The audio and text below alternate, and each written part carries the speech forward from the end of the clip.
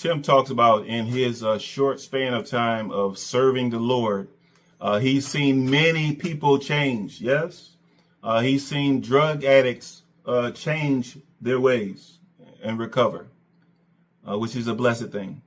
He's seen people that have done violent or heinous crimes change their ways, and that's great to hear, Coach. But those guys are not thieves. They're not thieves. All right. Okay. They may be drug addicts and thieves. They may be violent and thieves. Okay. But you're talking about the folks that are not thieves. Okay. That viewer that had served for 45 years, they were talking specifically about thieves. Specifically about thieves. Okay.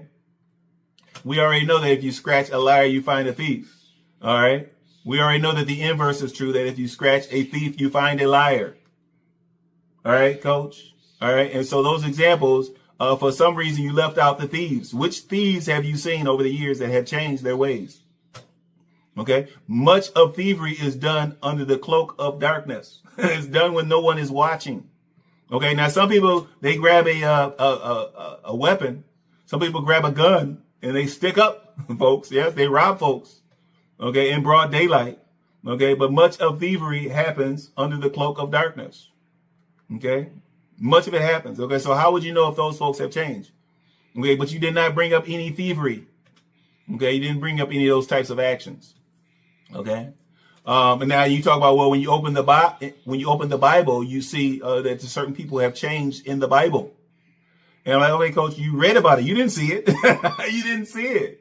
Okay. The woman of 40 years, the one that was supporting or following the Lord for 45 years, she's talking about what she's seen in person. Okay. You're talking about stuff that happened in the Bible. Okay. The Bible history, we've already gone through this before, Coach. The Bible history is not your history. Okay. It's documentation of what others have seen.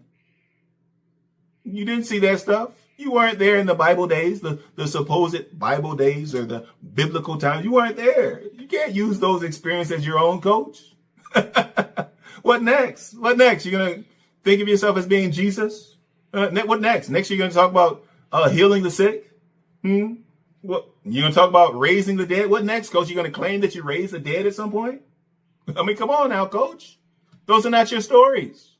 They're exciting stories. They're inspirational stories. But they're not yours, Coach. He already talked about raising the dead. Is that right? Back in Jackson, he claimed that he raised the dead.